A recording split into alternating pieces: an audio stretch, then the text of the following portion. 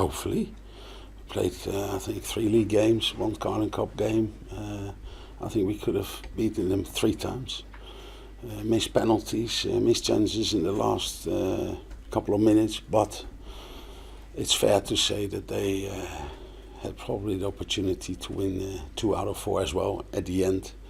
So hopefully we can have a good result against them tomorrow.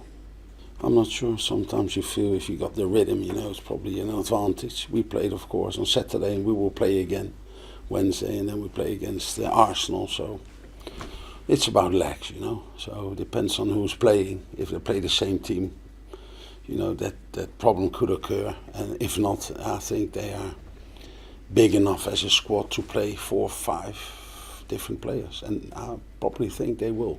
No, if I remember that match, first half we couldn't get into the final third. Second half we were much better. We changed the system a bit. So it's not only about him, of course. I think it was about the balance. And we played Hugo up front, and Kerem Vrij was there on the flank. So I think we had a good team out then. But of course, Dimitar, and I'm a bit fed up, to talk about it. But he knows. We are very happy that he's here. But I'm happy with all my players, so I can't make an exception for him. But because you people ask me all the time, I will confirm it again. We are very happy that Berbatov is here and that he can make a difference sometimes, for the team, and that helps.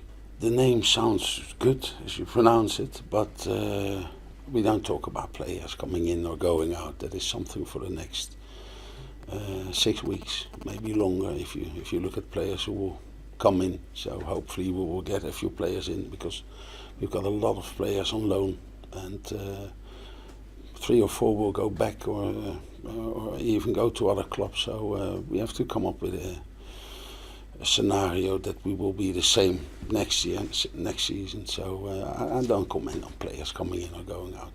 Goalkeepers or whatever, midfield players or even defenders probably. If you look at the defense, I think we're fine. If you look at midfield, I think Sid was probably the only one who's left. If you think of all the players we had 6 months ago, for example, or 7 months ago. So we have to do something up front. Petric, we will talk to him. Of course, he is on 1 year. So there is 4 or 5 players. Sasha Rita, we had an option, so we will probably take that.